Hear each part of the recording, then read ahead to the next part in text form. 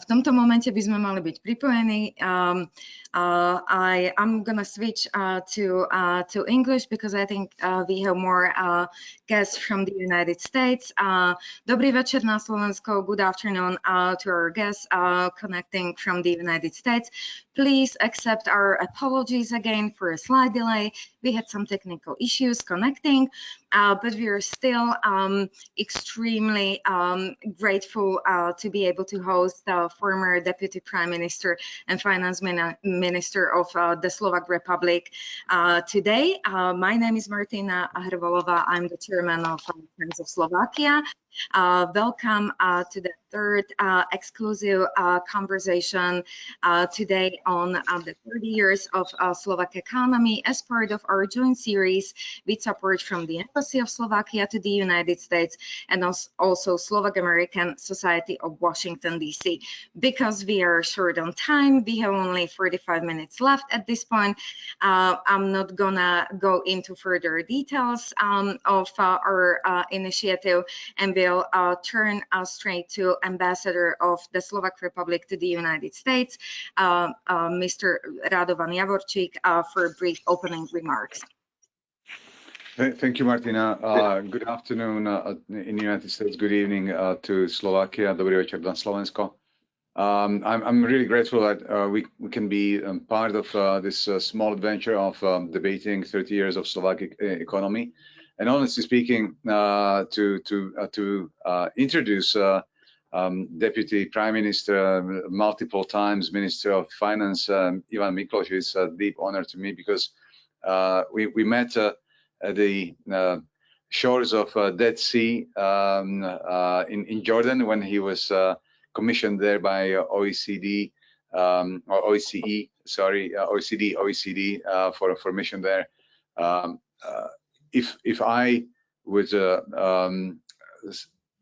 have to nominate a person to talk about Central European economy and Slovak economy itself, I would Ivan Mikloš would be one of the two absolutely prime candidates to do so, and to have a Julius Horvat next to him, that would be a great exchange. And on top of this, with this sort of celebratory mood and of 30 years of Slovakia and all the successes and not so big successes in those 30 years, but mostly successes.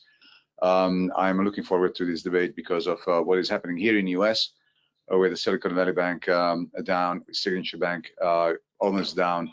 There are many deja vus among the bankers, what is happening in the banking sector. And on top of it, everybody's looking at the Fed and Chief of Fed, Mr. Powell, what he is going to do with interest rates in the US, because everybody is hooked up to US economy, and whatever is done in the US has repercussions all over the world, including in Slovakia.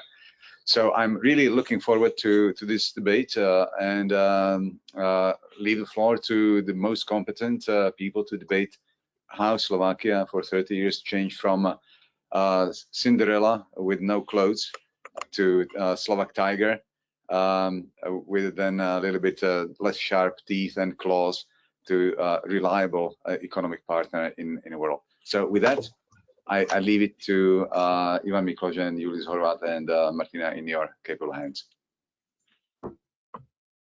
Thank you, Ambassador. Thank you very much. I will turn to Julius Horvat after the opening remarks by our exclusive guest, Mr. Ivan Mikloš, today, and because he doesn't need any introduction really, and you already mentioned some of his accomplishments, Ambassador. I will only add that he's widely credited for major reforms that led to the admission of Slovakia, not only into the OECD, but also NATO and the European Union.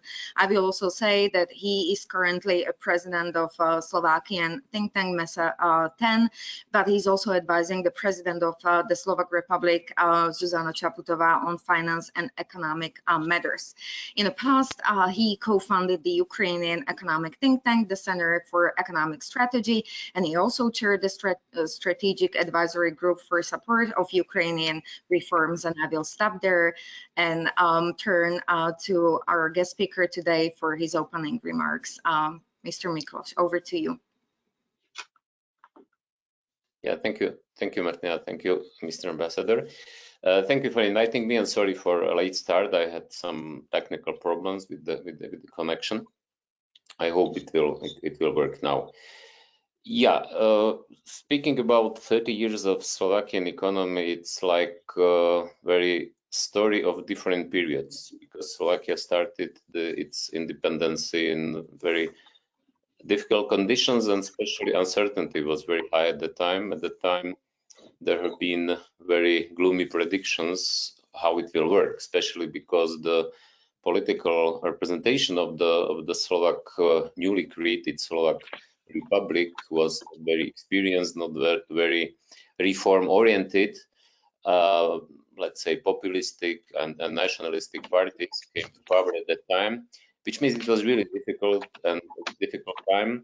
Then we came through very difficult period when Slovakia was excluded from the integration, when no reforms have been done, when very high corruption was widespread in Slovakia. Then in end of 90s, political change brought new possibility, new very broad coalition. Slovakia at the second half of 90s was excluded from the integration, which means at that time Secretary of State Madeleine Albright named Slovakia black hole of Europe. And then mobilization of this part of society and the political representation, which considered very important to not be isolated, to be part of the Western world, came to power, and we did a lot of changes, reforms. Finally, we succeeded to catch up other Visegrad 4 countries, and we did a lot of reforms. And finally, we entered also Euro, which our neighbors in Visegrad 4 till now didn't enter. But from that time, it was a kind of period of lack of reforms, and all these effects of reforms have been disappearing slowly. And now Slovakia is again lagging behind. It means we are going such like very different periods of successes and then lagging behind. And still we are very integrated. We are still only Visegrad 4 country which is in Euro. We still have relatively not bad, I mean, economic development, but in comparison with our neighbors, it is more and more clear that Slovakia needs a new, let's say, period of reforms and of new, fresh ideas and new, more ambitious economic program. This was in very brief explaining what happened during last 30 years. Maybe we will now speak in more details with Mr. Horvat. Also, because of course, important was not only what happened during the last 30 years, but important was also what happened before. After breakdown of communism, Slovakia spent 3 years as part of Czechoslovakia. It was a very important period for Slovakia also. But I will now end here, and we can maybe have more interaction and debate. Thank you very much. And there is a lot to unpack, and we couldn't at Friends of Slovakia imagine to have a better person to moderate the conversation with you, Mr. Mikloš, but the Professor Julius Horvat.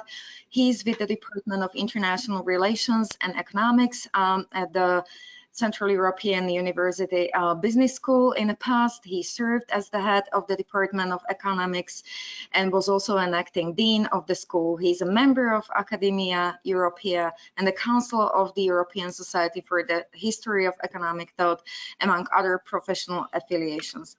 His main interest lies in international economic policy issues, monetary relations, political economy, economic thought history. He's a widely published author. His latest book on the history of Slovak economic thought was published just in January 2022. And again, we're extremely pleased to have him with us today. Julius, before I hand it over to you, I'll just remind everyone in the room that they're welcome, encouraged to ask questions using the chat function. But with that, without further delay, over to you, Julius. Yes, thank you very much. Thank you very much. So I am also very pleased to be together with Mr. Mikloš, who is in my eyes kind of an iconic Slovak Leszek Balcerowicz or Václav Klaus of the 1990s. And I think also in the eyes of the young generation who learn about economic policy. We also have here in Vienna a number of Slovak students. So I will begin with so we prepared questions, but we are ready then take questions from the audience. We prepared questions first about the beginning period of your career, which is when you were a minister of privatization, is in early 1990s. Yeah. So when you look now back to that, what's the do you see a contradiction between the economic aims of privatization, which is, you know, efficiency, fairness, increasing standard of living, and the political aims of privatization, which means really, as Tomáš Ježek used to say, to weaken just the Communist Party. Yeah, was this kind of that time already in a contradiction, or I see it maybe wrongly? And the second question about privatization, and maybe more important, do you feel, because you are insider of the reality of Slovak economy, do you feel that the way how after you the privatization under Vladimir Mečiar happened, meaning, you know, state property to the cronies of the party, still has effect on Slovak reality, economic or social or other type of reality? So these are like two but interconnected questions about first part of your career, which is privatization, early 1990s. Thank you. Yeah, thank you, Mr. Professor. First, in reality, it is impossible to disconnect political dimension and economic dimension of any reform, because in reality they are connected. And what is possible to say that at the beginning, immediately after breakdown of communism, the transition was more technical problem than political, because it was consensus that we need to change the system. But then later it became much more political problem, because transition, the recession, dissatisfaction of the people, populists came, and so on, which means, and then later it was possible to use also experience from other countries, how to do, what works, what doesn't work. But in reality, these dimensions are working together, political and economic dimension. In Czechoslovakia at that time, very important is to understand and to remember that Czechoslovak economy, very comparable with Bulgarian economy, was almost 100% state-owned. We didn't have even small private business and private ownership, as in Poland they had in agriculture. In Hungary they had some small business was privately owned. In Czechoslovakia, really everything was state-owned. Only it was not private property, it was only personal property, like personal cars or apartments or houses, but nothing what was possible to use in doing business, nothing was privately owned. Which means, very important point was that if there was no, and that was the reason why Czechoslovak architects of reforms led by Václav Klaus proposed and prepared voucher privatization, because simply people didn't have money, didn't have capital, and everything was state-owned. And another very, very big real danger, if privatization is not quick enough, was that if you are not organizing privatization by government, by state, then if you want or not, so-called spontaneous privatization is coming. Because what is problem? Old system, central planned system, and this administrative economy was broken down during few days, and market came, which means new privately owned companies have been created, and so on. And if you are not organizing privatization, then these privately owned companies, in cooperation with the managers of state-owned companies, will be simply stealing assets of these companies on the input, on the output. So-called tunneling was new word at the time. It was Czechoslovak or Czech word, tunneling assets from the. And this is not theory. In every country which postponed privatization, even in Soviet Union and at the end of 80s during perestroika, it started the process of the stripping assets from the state-owned companies, and that was the reason why this so-called voucher privatization, in my opinion, was important part of the whole reform package. And of course, now we can speak about if it worked, if it didn't work, what have been mistakes, what have been negative aspects or consequences of the privatization. But in reality, I think that idea was not bad. The distribution of the assets of the shares have been done really transparently and professionally. Problem was that because no, for instance, minority shareholders protection and all architecture or legislation of the capital market, then it didn't work how it was maybe planned or predicted before. But in reality, I think, because another possibility was, of course, to sell to foreign investors. Yeah. Politically, it was very sensitive at that time, and people didn't agree with this, which means theoretically you can speculate what should be better and not better, what is economic side, what is political side, but in reality, where you are in this situation, I think it was the best possible solution. Another question is if it was executed good and properly. For instance, if it was not a mistake that banks stayed to be state-owned, and banks created investment funds, which became then owners in the privatized companies. Yeah, which means technically, of course, we can speak about problems, about difficulties, about some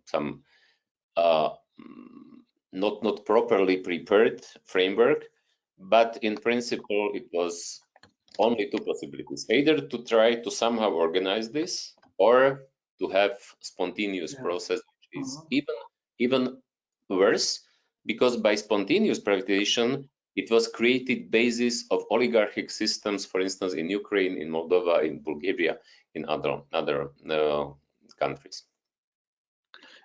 Coming back to this second question, so you think the influence of MESA type of privatization just died out, or still you feel, that the people who got, to wealth in the period 92, 97, it still has an effect on the Slovak economy, or is just a minor issue? I think now it is minor issue, and the main reason is that I can divide those owners from usually there have been managers or some people who have had close ties with Mečiar and his party, but there have been two types of new owners, of this kind of owners. One, this type which have been, let's say, good managers, or they did good decision that they sold then the shares to, for instance, foreign investors, as for instance SCP Ružomberok was done, or Slovnaft Bratislava, or managers who have been so, let's say, irresponsible and unprofessional that they simply lost this property. Like US Steel came to Košice, where have been privatized to Rezes in Mečiar's government. But now I think all these important companies are in hands of either domestic professional managers and owners, or even more in the hands of foreign investors. Yeah, thank you very much. So the second, one last sentence, of course, that negative consequence was that this money, which should be income of the state, if state was privatizing by international tenders, this money have been received by those privatizers who bought these companies by peanuts, and then they sold it in a real price to foreign. The second question I prepared, or some other people who wrote, is about the golden period, I will call it, of the Slovak economic reform, 98-2006, when there also was quite, Slovakia on the convergence path to the Western Europe. So when you look back at this period, what you feel or rationally see as the most important steps you did in the reforms, which have a long run effect until, let's say, today? Was it, curbing the benefit deficiency, or the flat tax rate, or the law which you canceled the law of the exclusion of strategic enterprises from privatization, or or what other events or maybe was, in your opinion, the most important, or with the long-lasting effects until today from the period 98-2006? I think the most important was all package, because I can name now 7 or 8 bold structural reforms which have been done, like public finance reform, tax reform, fiscal decentralization, labor market reform, social system reform, pension reform, healthcare reform. But the most important was that it was package, and this package had effect in the changing system, systemic change. And this was the main reason. I mean, synergic effect of all this package was the main reason why Slovakia really at that time was so successful, why it was really convergence jump, why Slovakia had the highest growth in Europe, and why Slovakia came from 66%, 62, 63% of Czech level in GDP per capita, when Czechoslovakia was divided to 91% in 2012-2013, which means the most important was this, because it was also as effect of this package of the reforms was also reducing the role of state in economy, increasing economic freedom. For instance, share of distribution, redistribution as share of public expenditures to GDP was reduced from 52% in 2000 to 39% in 2008, which means state became much more effective and smaller, and much bigger money and part of cake became in the hands of companies and households. But very important is to say that because of the high economic growth, despite of reducing of share of expenditures on GDP, in absolute term, the amount of money which state received increased tremendously.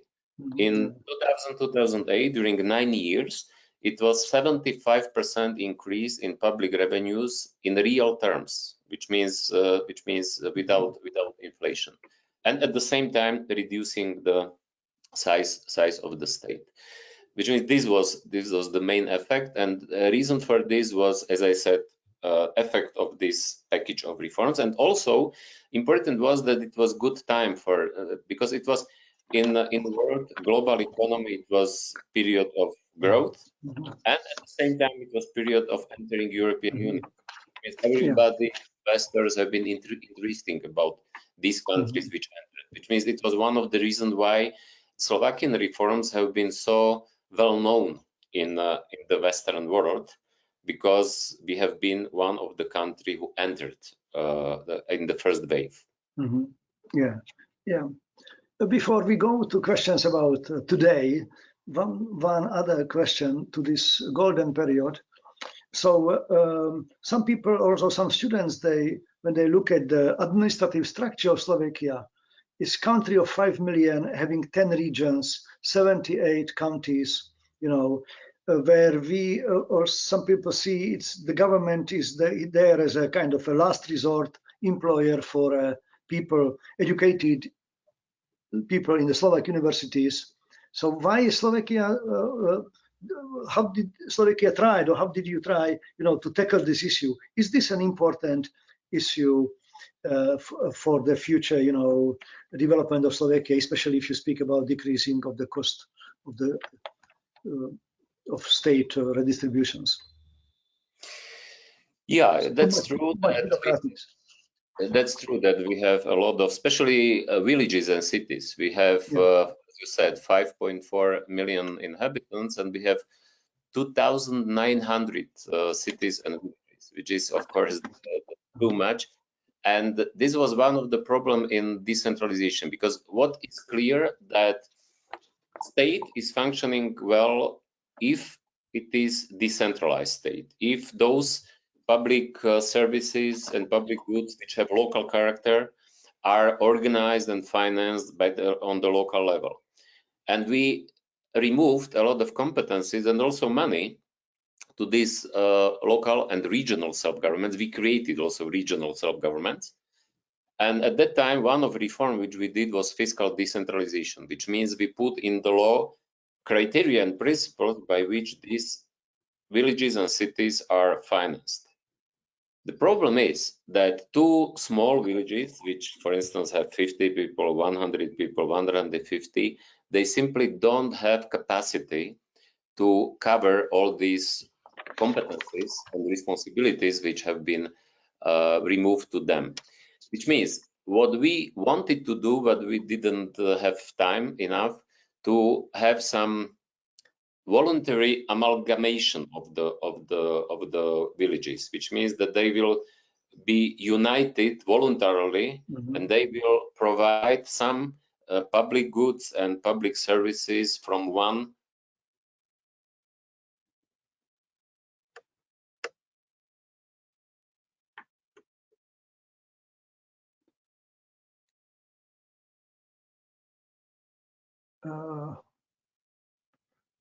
I don't know whether you hear me, but I cannot hear you. Okay, it's all right. Yeah, first possibility is to do it administratively, but this is not good because, of course, it is not democratic. Another one is now to use also digital technology and new technologies and to create voluntarily to give stronger incentives, but also better possibilities, for instance, through digitization to organize and to manage these responsibilities together. It will be one of the most important role for next government. Yeah. Okay, so we have a question now from Sharon Fisher, Dr. Sharon Fisher. and she asked, under your leadership, Slovakia shifted from an image of reform laggard to Tatra tiger. But since then, the business environment has deteriorated, EU funds have been underutilized. If you were given the chance to help shape economic policy after the September election, what would be your top priorities for moving the country back to a position of reform leader? It's a question from Sharon Fisher. Yeah, that's true that Slovakia is lagging behind. Slovakia, just telling very quickly to imagine how is lagging behind. In 2012, 2013, Slovakia, among 11 countries who entered the European Union in the first 3 waves. The first wave had been 8 countries, Visegrad, 4 Baltic countries, Slovenia. Then second was, it was 2004. In 2007, it was Romania, Bulgaria. And then in 3 or 4 years ago, it was Croatia, which means 11 countries together. Among these 11 countries, in 10 years ago, in 2013, Slovakia was 3rd by GDP per capita. First was Czech Republic, second was Slovenia, and Slovakia was the 3rd. Now, last year, 2021, which we have last official data, Slovakia was on the 10th place, which means behind us was only Bulgaria, which means during 10 years, Slovakia was passed by all 3 Baltic states, Hungary, Poland, Croatia, and Romania, which means it is really situation is not good. Reason is that reforms finished, unfortunately, in 2006. In 2006, it is how many? 17 years from there, where we didn't have, unfortunately, real reforms. We didn't have continuity in reforms, which means now directly to Mrs. Stone question.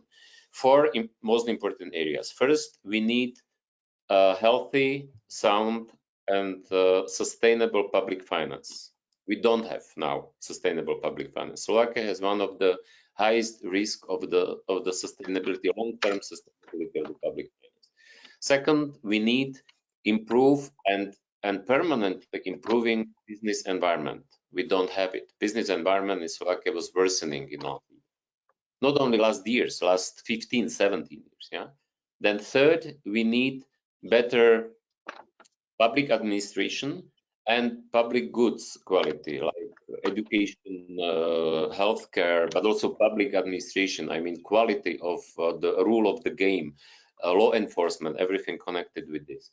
And last package, fourth package, is knowledge economy, which means innovation, science, education, because in this area also we are lagging behind, as all PISA and other data are showing us, which means we need progress in all of these four important areas.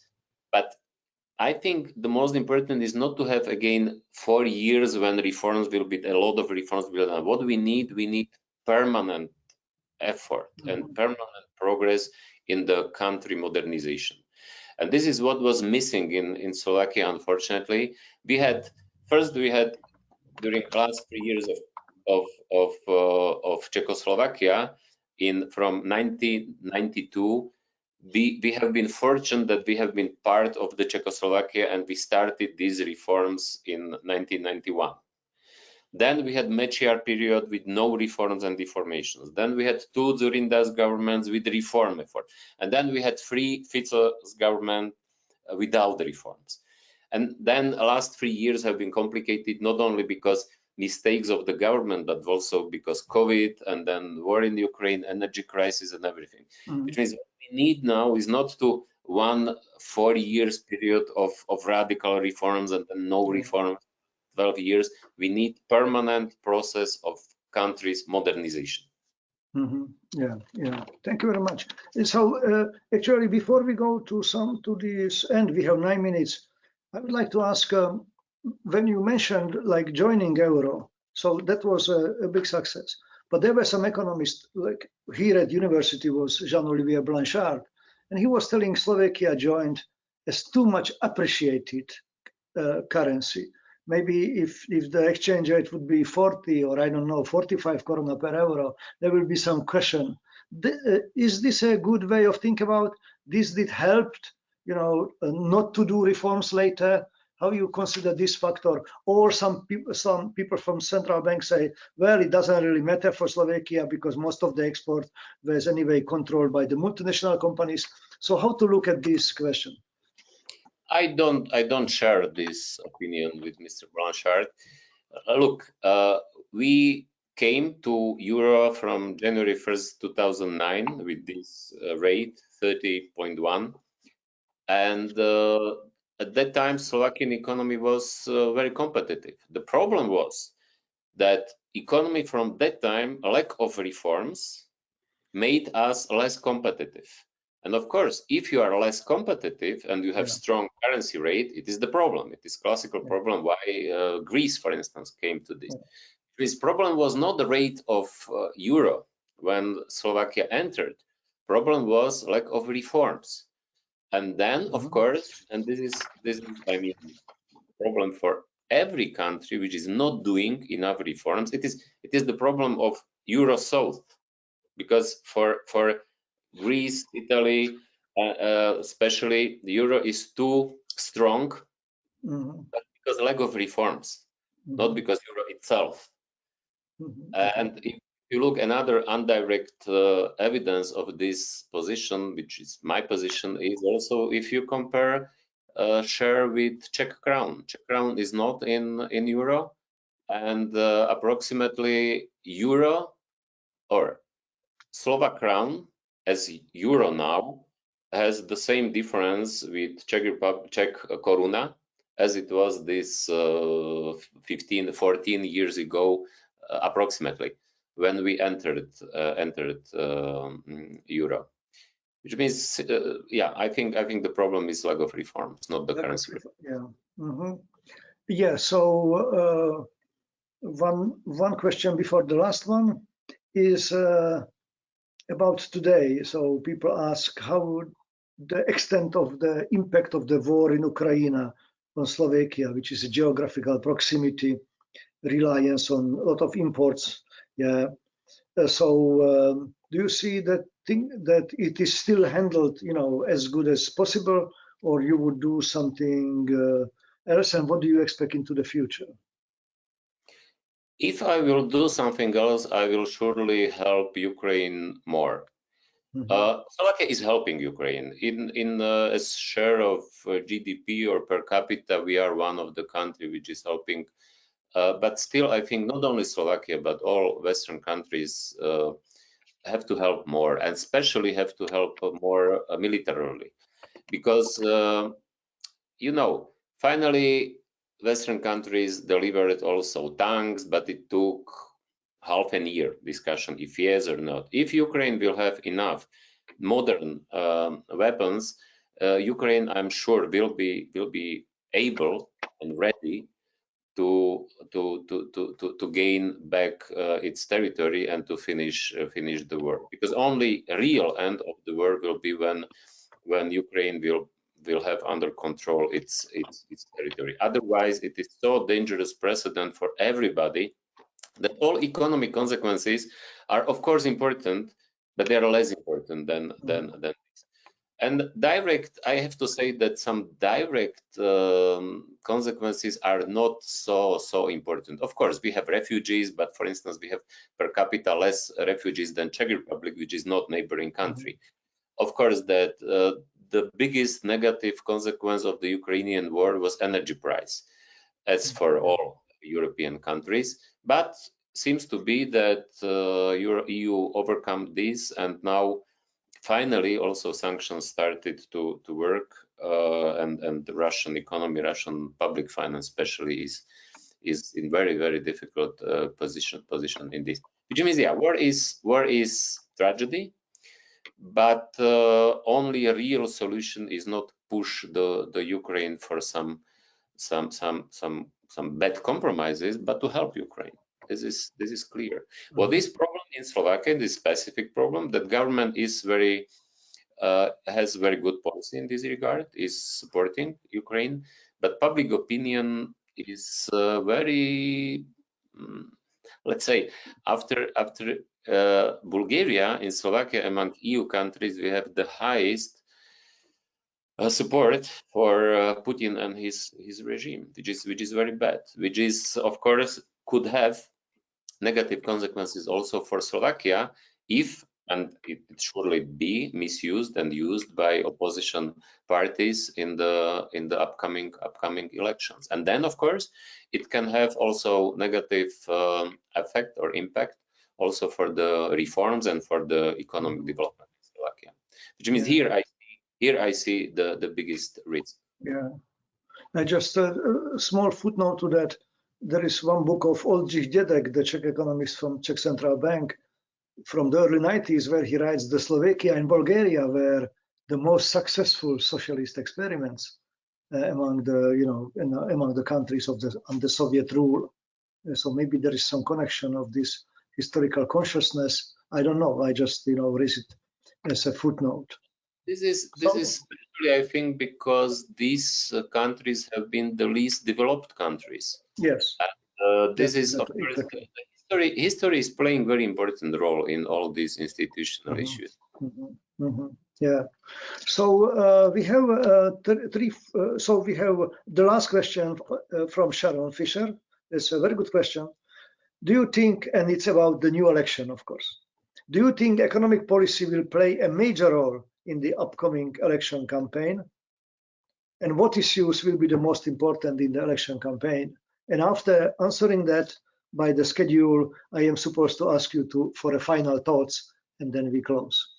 So about the new election. Yeah, good question.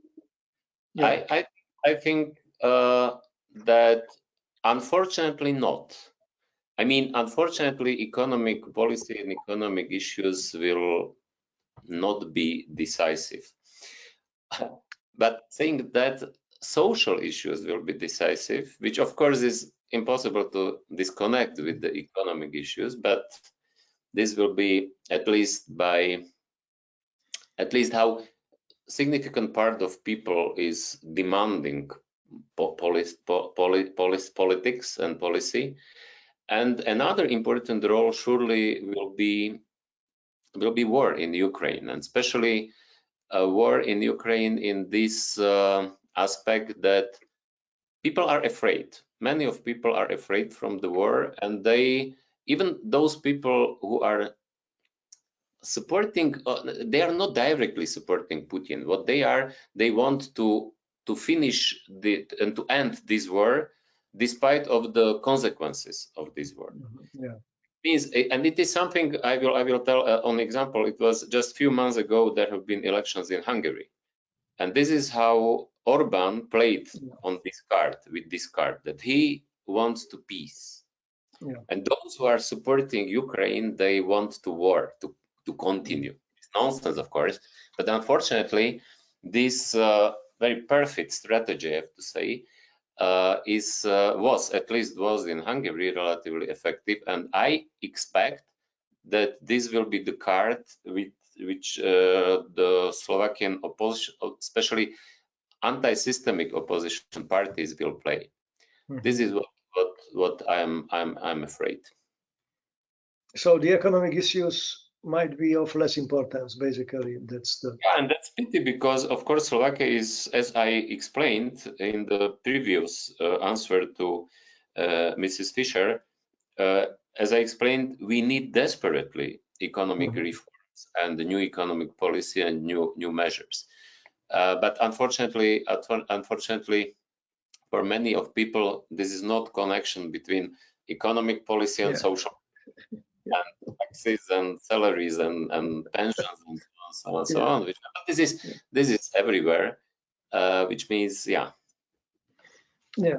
So maybe it's time for me to give the floor to Martina, or if you ask Mr. Mikloš for final thoughts, or so. Thank you very much for participating in it. Thank you, Mr. Professor. Yeah. Thank you, Professor. And because I'm a fast talker, I really only need 60 seconds at the end. May I, Mr. Mikloš, just a quick follow-up on Ukraine and elections. That's a question. We have a question from David Franco, who connected today. Have you seen any positive impact of the war on Ukraine in Central Europe in economic terms? Good question. I think not only in Central Europe, in whole Europe, it was kind of wake-up call that we need, for instance, we need army. We need to be prepared for fighting for our freedom and safety.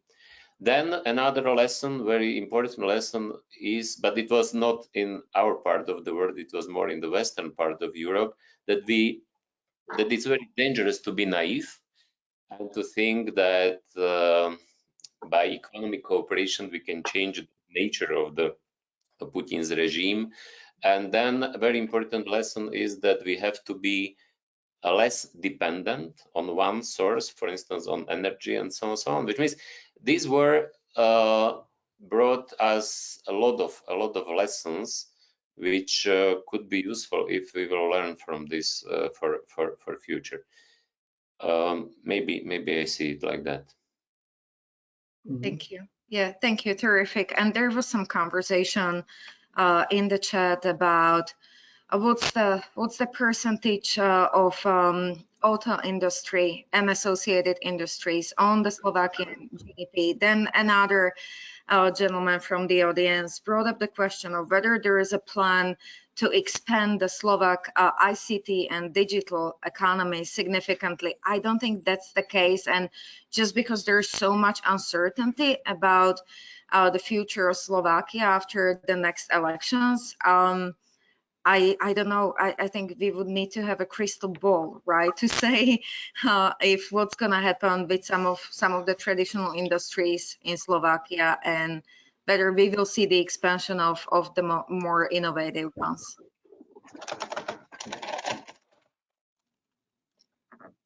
Likely. Thank you. Thank you again very much. I'm afraid we reached the end of our time together, and I hope everyone enjoyed the conversation as much as I did. Thank you to Professor Horvat for steering the conversation, and of course, Mr. Mikloš, for sharing your unparalleled perspective on the Slovak economy. With that, I will have to unfortunately close the session. We'll only remind our audience that we'll be happy to welcome them to our next event on April 13 with Zuzana Vienk, who is one of the founding members of Transparency International, for a conversation about civil society and anti-corruption in Slovakia. Thank you again. With that, the session is concluded. Have a great rest of your day. Thank you. Thank you. Thank you. Bye. Thank you. Bye-bye.